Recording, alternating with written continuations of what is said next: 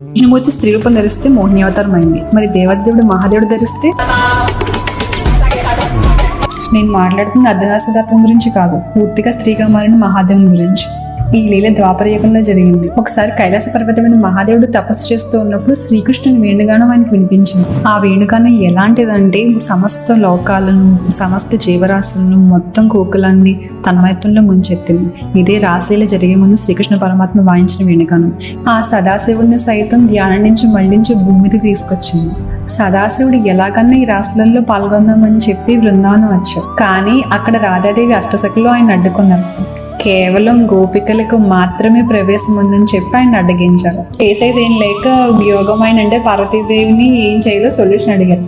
ఆవిడ కూడా గోపికలకి తప్ప ఇతరులకి ఎవరికి రాశిలో ప్రవేశం లేదని చెప్పారు. అప్పుడు ఆయన మానసరోవరంలో ఒక్క మునిగి లేచేసరికి అందమైన గోపికగా మారారు. దేవాదిదేవుడు మహాదేవుడు కూడా రాశులలో పాల్గొనడానికి గోపికలా మారి రావాల్సి వచ్చింది.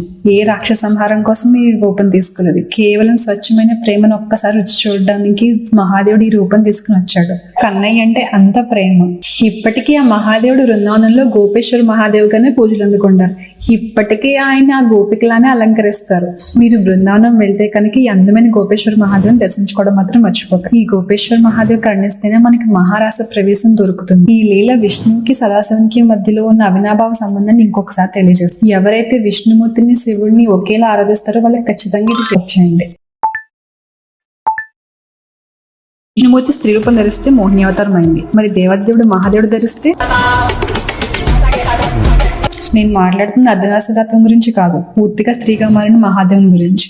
ఈ లీల ద్వాపర యుగంలో జరిగింది. ఒకసారి కైలాస పర్వతం మీద మహాదేవుడు తపస్సు చేస్తూ ఉన్నప్పుడు శ్రీకృష్ణుని వేణుగానం ఆయనకు వినిపించింది. ఆ వేణుగానం ఎలాంటిదంటే సమస్త లోకాలను, సమస్త జీవరాశులను, మొత్తం కోకులాన్ని తన్మయత్వంలో ముంచెత్తింది. ఇదే రాశిలో జరిగే ముందు శ్రీకృష్ణ పరమాత్మ వాయించిన వేణుగానం ఆ సదాశివుడిని సైతం ధ్యానం నుంచి మళ్లించి భూమికి తీసుకొచ్చింది. సదాశివుడు ఎలాగన్నా ఈ రాశులలో పాల్గొందామని చెప్పి బృందావనం వచ్చాడు. కానీ అక్కడ రాధాదేవి అష్టసఖులు ఆయన అడ్డుకున్నారు.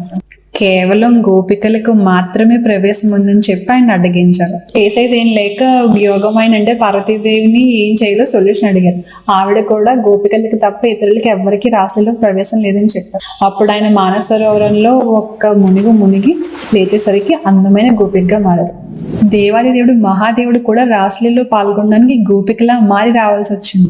ఏ రాక్షస సంహారం కోసం ఈ రూపం తీసుకున్నది, కేవలం స్వచ్ఛమైన ప్రేమను ఒక్కసారి రుచి చూడడానికి మహాదేవుడు ఈ రూపం తీసుకుని వచ్చాడు. కన్నయ్య అంటే అంత ప్రేమ.